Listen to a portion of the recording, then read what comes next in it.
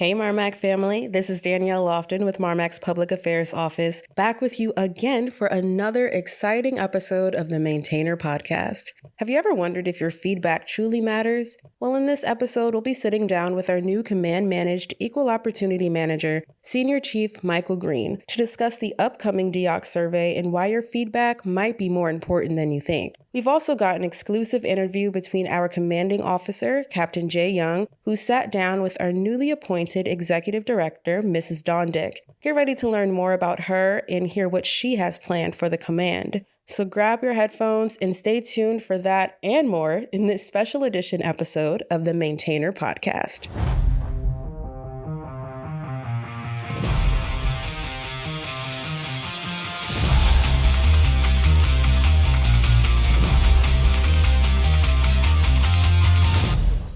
It's that time of year again. The time where the command is asking for our feedback to help leadership better understand what the command is doing right and where they can improve. But what is the DEOC survey? Why is it so important? And why do you need my DoD ID number if it's truly anonymous? I sat down with our new CMEO, Senior Chief Michael Greene, to help us get a better understanding of what the DEOC survey is all about.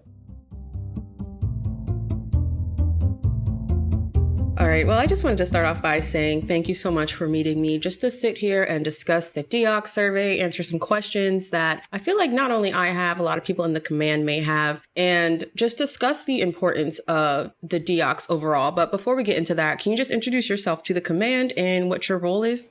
Absolutely. So good morning, MARMC. This is Senior Chief Greene. I am the Command Managed Equal Opportunity Program Manager, also known as the CMEO, and I'm here to talk to you this morning about the upcoming DEOC survey. So the DEOC survey is going to go live officially this upcoming Tuesday, September 17th, and it's going to run for 21 days, so it'll go through mid-October. So the DEOC survey is an opportunity for individuals at the command to voice their concerns about some issues they may be having in their work center or some issues they see with their chain of command, and it's going to be 100% anonymous. So this year, much like last year, you're going to use your DoD ID as your login. We're going to have QR codes posted throughout the command that you'll be able to scan with your phone, or you can log on your computer. You'll use your DoD ID as access to gain access to the survey so that you can complete it. The survey should only take you about 10 to 15 minutes, and it's just going to ask some questions about your experience here at MARMC. I do get a lot of questions, concerns about using a DoD ID and the anonymity concern with that, so I just wanted to take some time to put that to rest. So the reason we use a DoD ID is not so that anyone is able to see individual survey answers. The purpose is so that individuals may only take one survey. If we had another way of doing it, you may be able to take multiple surveys and that would skew the results. So the purpose for that is so that only one person can take one survey and so that one voice is heard for that individual.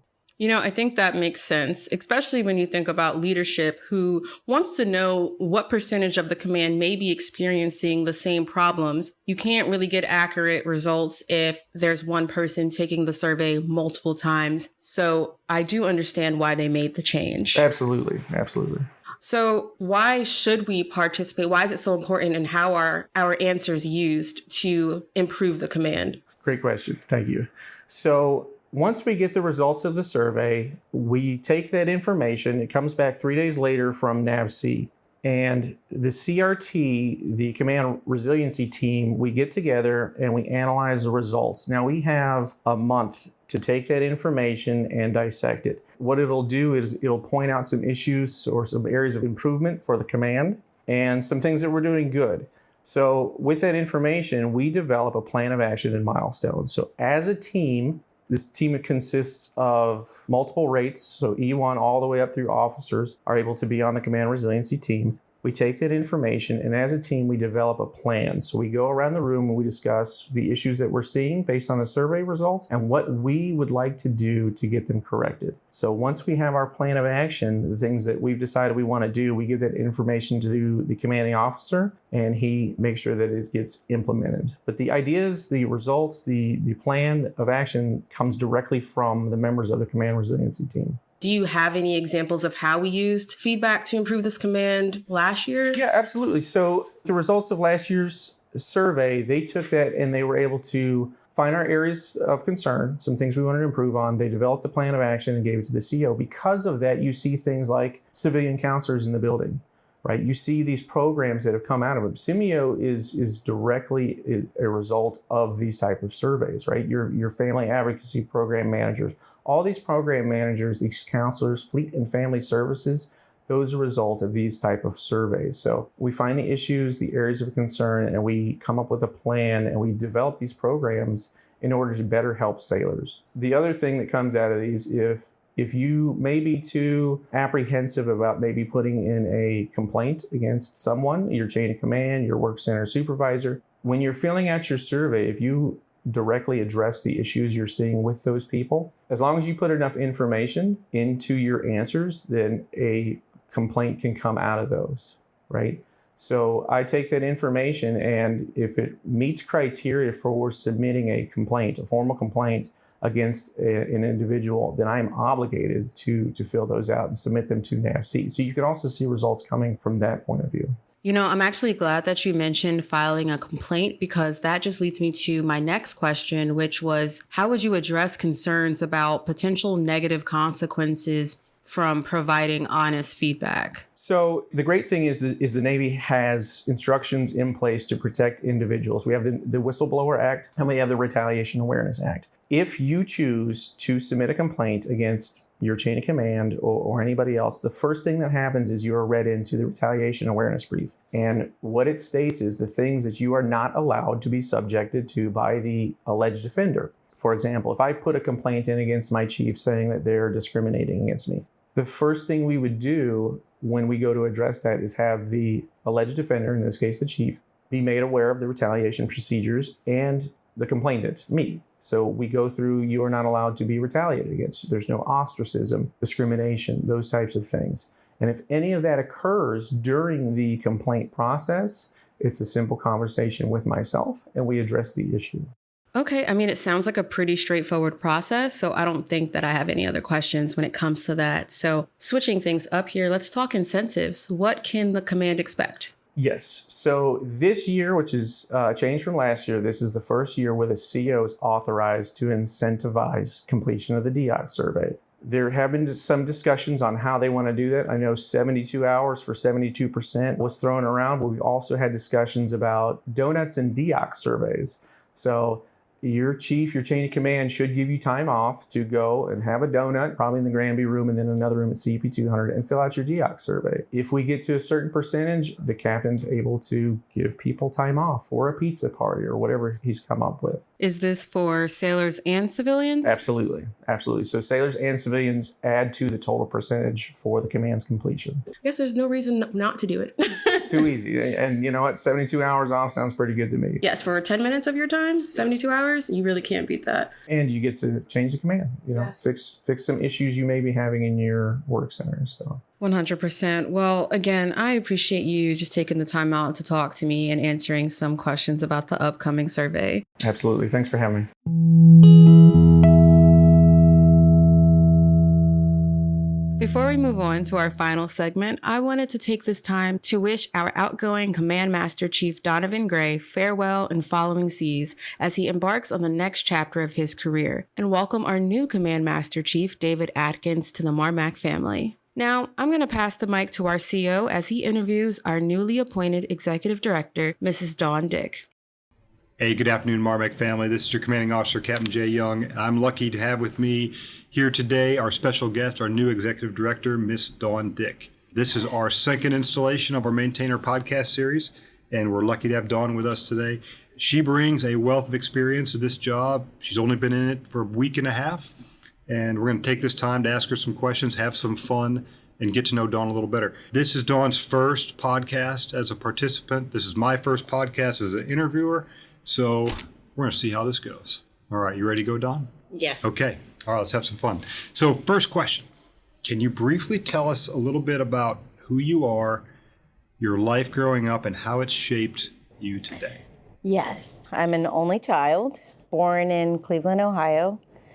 My dad was an Army vet He was also a coal miner after the Army, and he was a 20-year postmaster, so delivering your mail for 20 years in West Virginia. My mom was a 42-year federal civilian.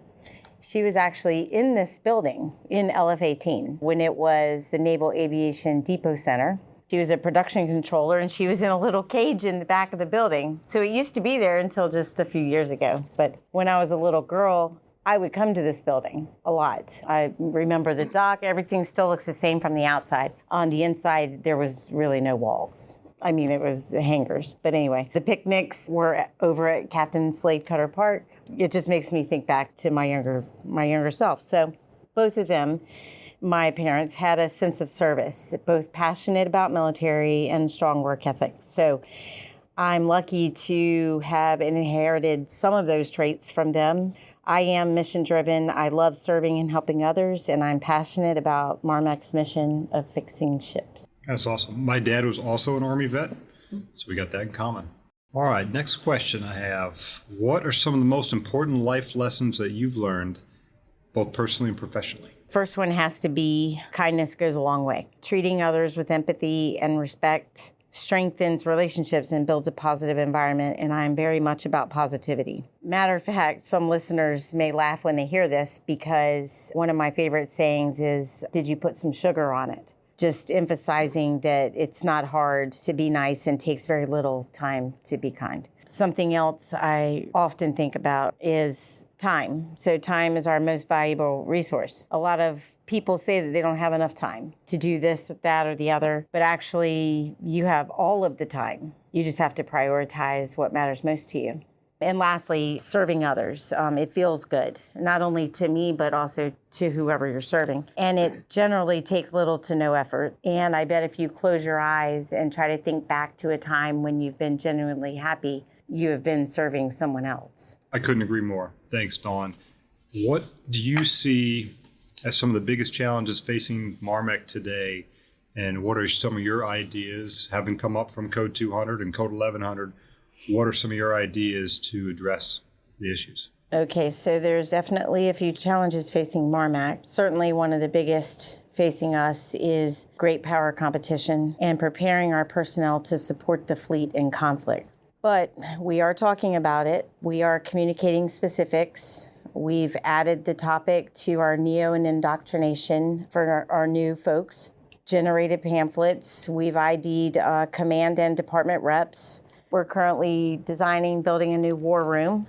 We are cross-training technicians and people that want to do different things for when it's time. Assisting across the enterprise with policy. We're trying to be a passport agent. I know lots of us have heard that before. We're on maybe our third attempt to do that. And we're building specific teams like battle damage assessment readiness teams, expeditionary maintenance teams. We've had Reserve X and Deploy X teams here. They're training here with us. Also, we're running and participating in different scenarios and tabletop drills with our sister commands. So we are definitely ramping up in this area. Secondly, for a couple of years, we've been working on incorporating artificial intelligence into our operations to aid in our decision-making. This is actually helping to deliver ships back to the fleet faster, but there's still so much more to do. We have roughly 100 databases across MARMC that we need migrated into new technology just so we can continue using them. We are looking into standing up a branch just to stay on top of efforts like this because it's so important. Mental health and the well-being of our people is a challenge. No doubt that stresses of work and life can take a toll on our mental health. Fortunately for us, we now have several levers in place to help, but it's still not an autopilot. It takes consistent communications and collaborations via not only the Human Factors Council, but our new full-time chaplain, our 3 mental health counselors, deployability care coordinators, MARMC leadership, and all of our people. It also takes team building events, and it takes comfort dogs. So I love seeing the pictures when Mutts on a Mission visits because no one can pet a dog without smiling. And it's a huge smile on their face. But overall, we just need to care about each other. I'll tell you, Dawn, we're aligned on the challenges. The work that you did in Code 1100 to build our capability and capacity to improve mental fitness was tremendous. And I would put our The work that you and your team and our team at MARMC has done in the mental health field up against any command in the Navy for what we're doing right now. Supporting the fleet during time of conflict is a top priority. We need to be prepared to support the fleet if and when we find ourselves in a wartime environment. We're seeing it right now, the ships that are being attacked by drones and missiles over in the Red Sea and elsewhere in the Middle East. The work we're doing on these ships before they deploy is setting them up for success. And they have defended themselves to this point, and we hope that we continue to support them. And we will. Okay. Next question. Do you have any quotes or philosophies that you live by? Yeah, I do. You've actually heard me say this at INDOC. So if you love what you do, you'll never work a day in your life. I've been here a long time, and honestly, I can't remember any day that I dreaded coming to work. For me, it's the people, the mission, and the fact that there are no 2 days the same here. All three elements make this work meaningful and enjoyable. I also love the quote, build a place where people want to be. So it makes me think of all of the work that the cops are doing, the community of practices. They're trying to focus on people, communications, and relationships, and to make MARMC a great place to be. In my opinion, MARMC's culture is not bad, but everything could use improvement. And all of the cops are working on initiatives, but I'd like to hear what's on everyone else's mind. And the best way to tell us that is through the DEOC Survey, which is starting next Tuesday. DEOC Survey is a great example of how we receive input. CO suggestion box, just deck plate conversations. The more information and feedback we get, and you as the ED are going to get a lot of it, the more we can improve. Okay. Is there anything that you're passionate about outside of work? Yeah, so a couple things. So family. I would also have to put sports with family because my husband, Jimmy, he's an avid fisherman, hunter, golfer, anything outdoors. He loves it. And my 5 kids have all been into sports from softball, soccer, wrestling, basketball, and baseball. I might be the only person in Virginia that's certified in all 5 sports to be a scorekeeper. A VHSL scorekeeper in every sport. But anyway, I have to say there's nothing better than wasting a full weekend at any field or court cheering on your player and their team. Even in the rain, and when it gets canceled, you get upset. But matter of fact, looking forward to it this weekend. And it's really everything is about family, but sports play a big role in that. All right, so now we're going to move into, we're going to have a little more fun. There's been a lot of professional discussion right now. We're going to have a little more fun and get to know maybe the other side of Dawn here a little bit. So a couple questions. Football season. I'm a huge football fan. Favorite football team, college or NFL or both? If you got one each, what's your favorite football team? I go with my family, and so it has to be the Washington Commanders. Commanders. College team or just NFL? College, I might have to say Coastal Carolina. All right. Coastal Carolina. Okay. All right. What's your favorite movie? I would have to say Urban Cowboy. Okay. John Travolta. John Travolta. I like it. It's been a while since I saw it. John Travolta. All right. I love it. So you can't go to a movie without food. What's your favorite food? At the movies? No. Oh, Before. Dinner before the movie. What's your favorite food? So I'll go Italian. Italian. Yes. Okay.